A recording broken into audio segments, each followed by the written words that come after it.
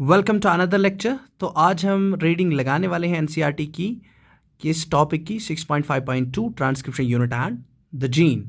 तो जैसा कि हम स्टेप वाइज ले रहे हैं, मॉलिक्यूलर बेसिस ऑफ इनहेरिटेंस हमने शुरू किया था यूनिट, तो आज हम पहुंच गए हैं transcription unit and the gene पर। तो कल हमने ट्रांसक्रिप्शन यूनिट की रीडिंग ख़त्म की थी। तो हमने उसमें पढ़ा था कि ट्रांसक्रिप्शन यूनिट जो होता है, मेन 3 चीज़ें उसमें होती है, प्रमोटर, स्ट्रक्चरल जीन और टर्मिनेटर होता है उसका। तो आज हम पढ़ने वाले हैं कि एनसीईआरटी क्या लिखती है ट्रांसक्रिप्शन यूनिट और जीन के बारे में। तो कह रही है कि a transcription unit and gene, a gene is defined as the functional unit of inheritance. तो जीन को क्या कहा जाता है? फंक्शनल यूनिट ऑफ इनहेरिटेंस कहा जाता है। तो फंक्शनल यूनिट ऑफ इनहेरिटेंस किसको कहा जाता है? जीन को कहा जाता है। तो एक क्वेश्चन तो बन ही गया कि फंक्शनल यूनिट ऑफ इनहेरिटेंस किसको कहा जाता है? जीन को कहा जाता है।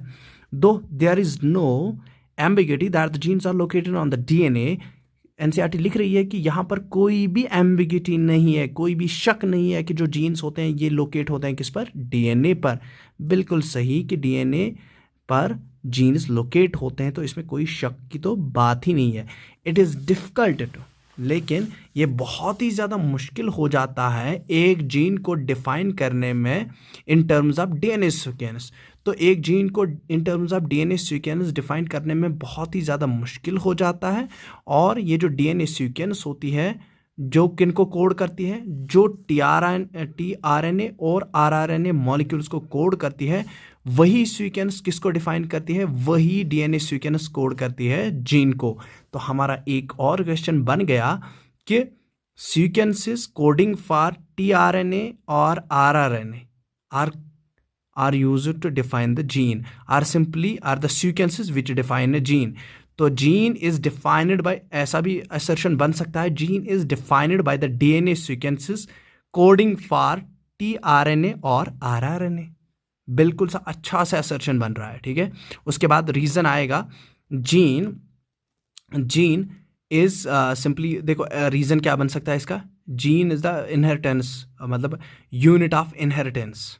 हाँ, gene which is known as the unit of inheritance. तो ये रीज़न भी बन सकता है, the unit of inheritance is known as the gene. ठीक, तो रीज़न बन सकता है, दोनों करेक्ट है। However by defining a cistron, लेकिन यहाँ पर क्या लिख रहा है? However by defining a cistron, लेकिन जब हम एक सिस्ट्रॉन को डिफाइन करते हैं, अब यहाँ पर टर्म आ रही है सिस्ट्रॉन होता क्या है? However by defining a cistron as a segment of DNA coding for polypeptide. तो एनसीईआरटी खुद ही लिख रही है कि जो सिस्ट्रॉन होता है ये किसका सेगमेंट होता है? ये डीएनए का सेगमेंट होता है जो किसको कोड करता है? जो एक पॉलीपेप्टाइड को कोड करता है। तो सिस्ट्रॉन क्या है? एक सेगमेंट ऑफ डीएनए जो किसको कोड करता है? एक पॉलीपेप्टाइड को। पॉलीपेप्टाइड क्या होता है? एक प्रोटीन होता है। तो इसके बाद क्या लिख रही है? The structural gene in a transcription unit. तो एनसीईआरटी लिख रही है कि जो स्ट्रक्चरल जीन होता है ट्रांसक्रिप्शन यूनिट में, जो हमने कल भी पढ़ा था कि उसमें स्ट्रक्चरल जीन होते हैं, तो जो स्ट्रक्चरल जीन होता है किसमें? ट्रांसक्रिप्शन यूनिट में, could be said as monocystronic, उसको हम मोनोसिस्ट्रॉनिक कह सकते हैं। कब? Mostly in eukaryotes. तो इन यूकैरियोट्स क्या होता है? स्ट्रक्चरल जीन क्या होता है? मोनोसिस्ट्रॉनिक। तो ये ऑब्जेक्टिव मस्त वाला ऑब्जेक्टिव बनता है कि मोनोसिस्ट्रॉनिक ट्रांसक्रिप्शन यूनिट में जो स्ट्रक्चरल जीन होता है वो होता है मोनोसिस्ट्रॉनिक। अब मोनोसिस्ट्रॉनिक क्या होता है? अब देखो मोनोसिस्ट्रॉनिक क्या होता है। तो अगर मैं यहाँ पर बोलूँ कि मोनोसिस्ट्रॉनिक, तो मोनोसिस्ट्रॉनिक होता है सिंपली जब एक मोनोसिस्ट्रॉनिक, जो सिस्ट्रॉन है ना, सिस्ट्रॉन हम किसके लिए यूज़ करते हैं? सिस्ट्रॉन हम यूज़ करते हैं जीन के लिए। सिस्ट्रॉन किसको हम यूज़ करते हैं? सिस्ट्रॉन किसके लिए हम यूज़ करते हैं? सिस्ट्रॉन एक सेगमेंट ऑफ डीएनए तो होता है, बट सिस्ट्रॉन को बेसिकली ये क्या है? ये एक, मान लो ये हम यूज़ करते हैं जीन के लिए नेम। ठीक, तो जो मोनोसिस्ट्रॉनिक होता है उसमें एक जीन किसको कोड करता है? सिंगल पॉलीपेप्टाइड को। तो सिंगल पॉलीपेप्टाइड को कौन कोड करता है? सिंगल पॉलीपेप्टाइड, मतलब एक जीन एक पॉलीपेप्टाइड को कोड करता है। तो दैट इज कॉल्ड मोनोसिस्ट्रॉनिक। और मोनोसिस्ट्रॉनिक स्ट्रक्चर जीन किसमें होता है? ये यूकैरियोट्स में पाया जाता है। तो वहां पर एक सिंगल पॉलीपेप्टाइड, एक सिंगल प्रोटीन बनता है। सिंगल प्रोटीन को कोड करता है एक जीन। दैट मीन्स वो जो स्ट्रक्चरल जीन्स होते हैं वो बेसिकली एक ही पॉलीपेप्टाइड को कोड करते हैं, तो दैट बिकम्स मोनोसिस्ट्रॉनिक। ठीक है, मोनोसिस्टोनिक, जब एक ही पॉलीपेप्टाइड चेन को ये कोड करेंगे तो then it is monocistronic. That means एक जीन एक पॉलीपेप्टाइड को कोड करेगा, दैट इज मोनोसिस्टोनिक। ठीक है, एक जीन एक पॉलीपेप्टाइड को कोड कर रहा है, दैट इज मोनोसिस्टोनिक। तो मोस्टली किन में फाउंड होता है? यूकेरियोट्स में। और पॉलीसिस्टोनिक, पॉलीसिस्टोनिक हम किसको कहेंगे? Poly means many, cistronic means many genes, and many genes are coding for polypeptides. तो पॉलीपेप्टाइड्स को मनी जीन्स कोड कर रहे हैं, तो एक जीन एक पॉलीपेप्टाइड को कोड कर रहा था, अब बहुत सारे जीन्स पॉलीपेप्टाइड्स को कोड कर रहे हैं, तो वहाँ पर बहुत सारे पॉलीपेप्टाइड्स बनने वाले हैं। तो पॉलीसिस्टोनिक जो स्ट्रक्चर जीन्स होते हैं उसमें जो जीन्स होते हैं वो मल्टीपल होते हैं, और मल्टीपल जीन्स क्या करते हैं? वो multiple proteins, different kinds of proteins क्या करते हैं? बनाते हैं। मोस्टली इन बैक्टीरिया और प्रोकैरियोट्स। तो किस में पाए जाते हैं? बैक्टीरिया और प्रोकैरियोट्स में। In eukaryotes the monocistronic structural genes have interrupted coding sequences. तो कहता है देखो इंटरप्टेड कोडिंग सीक्वेंसेस क्या होती है किन में? यूकेरियोट्स में जो मोनोसिस्टोनिक स्ट्रक्चरल जीन्स होते हैं जो एक सिंगल पॉलीपेप्टाइड को कोड करते हैं, तो उनमें क्या होता है? उनमें बेसिकली इंटरप्टेड कोडिंग सीक्वेंसेस होती है। इंटरप्टेड कोडिंग सीक्वेंसेस क्या मतलब? इंटरप्टेड कोडिंग सीक्वेंसेस मतलब अगर एक सीक्वेंस जा रही है, ठीक है, ये जा रही है, बीच में इंटरप्शन आ रहा है, ठीक है, उसके बाद फिर से सीक्वेंस, ठीक है, कोडिंग सीक्वेंस, उसके बाद फिर से non coding sequence, coding sequence, फिर से नॉन कोडिंग सीक्वेंस। तो this is called interrupted sequence. ठीक है, पहले कोडिंग मतलब जो कोड कर रही है प्रोटीन को, ठीक है, उसके बाद नॉन कोडिंग सीक्वेंस जो किसी को कोड नहीं कर रही है, फिर कोडिंग सीक्वेंस, फिर non coding sequence, coding, non coding. तो जो कोडिंग सीक्वेंस होती है इसको हम एक्सॉन कहते हैं, और जो नॉन कोडिंग सीक्वेंस होती है इसको हम इंट्रॉन कहते हैं। ठीक है, यहां पर मैं बताता चलो। अब देखो इंटरप्टेड कोडिंग सीक्वेंसेस होती है, the genes in eukaryotes are split, तो इसको हम कहते हैं स्प्लिट। तो इंटरप्टेड कोडिंग सीक्वेंस मतलब दे आर स्प्लिटेड सीक्वेंसेस, मतलब एक्सॉन और एक्सॉन के दरमियान देयर इज अ स्प्लिट, मतलब coding sequence, coding sequence, exon is a coding sequence, exon is a coding sequence. तो कोडिंग और कोडिंग सीक्वेंस के दरमियान क्या है? स्प्लिट। कौन कर रहा है split? Intron, non coding sequence. ठीक है, the coding sequence are expressed sequences are defined as exons. देखो अभी मैं यही बात कर रहा था कि जो कोडिंग सीक्वेंसेस होती है उनको हम क्या कह रहे हैं? एक्सॉन्स कह रहे हैं। तो कोडिंग सीक्वेंसेस, देखो ये बड़ा अच्छा क्वेश्चन बन रहा है। द कोडिंग सीक्वेंसेस और the expressed sequences are defined as exons, या ये भी लिख सकते हैं कि exons are the coding sequences which gets expressed up, या which are expressed the sequences which are expressed are known as the exons. तो असर्शन आ सकता है, ठीक है, एंड रीजन आ सकता है कि exons code for the polypeptide, ये भी रीजन आ सकता है। और उसके बाद क्या है? Exons are said to be those sequences that appear in the mature और प्रोसेस्ड आरएनए। देखो असर्शन रीजन इन्हीं पर बनता है। तो एक्सॉन्स क्या होगी? कोडेड सीक्वेंसेस और expressed sequences are defined as exons. तो ऐसा असर्शन आएगा कि द कोडिंग और the expressed sequences are known as the exons, और फिर रीजन आ सकता है कि exons are the sequences that appear in the, या exons are the sequences which appear in the mature और प्रोसेस्ड आरएनए। तो असर्शन भी करेक्ट है, रीजन भी करेक्ट है। तो एक्सॉन्स वो सीक्वेंसेस होती है जो किस में पाई जाती है? मैच्योर और प्रोसेस्ड आरएनए में। तो दैट मीन्स मैच्योर और प्रोसेस्ड आरएनए को एमआरएनए कहते हैं। तो उस मैच्योर और प्रोसेस्ड आरएनए में क्या होता है? कौन सी सीक्वेंस होते हैं? Coding sequences. ठीक है, कोडिंग सीक्वेंसेस को क्या कहते हैं? एक्सॉन्स कहते हैं। The exons are interrupted by introns. तो एक्सॉन्स को किन्होंने स्प्लिट किया है, किन्होंने इनको इंटरप्ट किया है? इंट्रॉन्स ने। इंट्रॉन्स हम किनको बोलते हैं?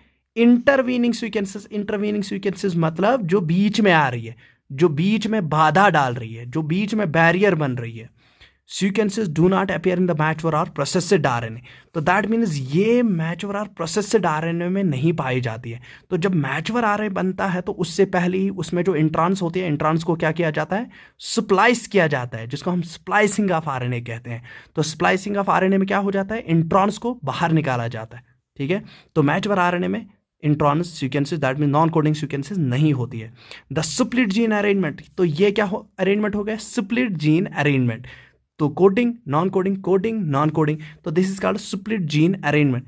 Further complicates the definition of the gene, तो इससे और ज्यादा कॉम्प्लिकेशन बन जाती है जीन को डिफाइन करने में in terms of DNA segment. तो हम कहते हैं कि डीएनए सेगमेंट ये वाला मतलब exon is the sequence which are present in the exon, हम कहते हैं कि दिस इज कॉल्ड जीन। लेकिन उसके बाद क्या है? इंट्रॉन है, एक्सॉन है, इंट्रॉन है। तो यहाँ पर ये मतलब क्या है? ये स्प्लिट जीन अरेंजमेंट, इससे भी क्या हो गया, इससे भी डेफिनेशन ऑफ द जीन बहुत ही ज़्यादा कॉम्प्लिकेटेड बन गई। Inheritance of a character is also affected by the promoter. दो इनहेरिटेंस, देखो ये बड़ा इंपॉर्टेंट पॉइंट बन रहा है और इस पर नीट का क्वेश्चन बन जाता है। Inheritance of a character is affected by promoter. देखो प्रमोटर पर क्वेश्चंस बन सकते हैं, प्रमोटर पर यह भी क्वेश्चन बन सकता है कि जो आरएनए पॉलीमरेज होता है, आरएनए पॉलीमरेज कहाँ पर बाइंड करता है, वो प्रमोटर रीजन पर बाइंड करता है। और उसके बाद रीजन बन सकता है कि, या असर्शन बन सकता है कि inheritance of a character is inheritance of character is affected by the promoter and RNA polymerase is the enzyme which bind side the promoter. ऐसे ऐसे क्वेश्चंस बन सकते हैं, असर्शन रीजंस। तो inheritance of character is also affected by promoter and regulatory sequence of structural genes. देखो regulatory, एक तो inheritance of character किससे इफेक्ट होती है, प्रमोटर से, और इनहेरिटेंस ऑफ कैरेक्टर किससे इफेक्ट होती है, by regulatory sequence of structural genes. तो स्ट्रक्चरल जीन्स में जो रेगुलेटरी सीक्वेंस होती है उनसे भी इफेक्ट क्या होता है, इनहेरिटेंस ऑफ ए कैरेक्टर। तो यहां पर आप याद रखोगे, मतलब ये लाइन्स क्या है, ये पैराग्राफ ही बहुत ही ज़्यादा इंपॉर्टेंट बन रहा है। तो इसमें बहुत सारे क्वेश्चंस बन रहे हैं। तो रेगुलेटरी सीक्वेंसेस भी क्या कर रही है, ये किसको इफेक्ट कर रही है, इनहेरिटेंस ऑफ ए कैरेक्टर।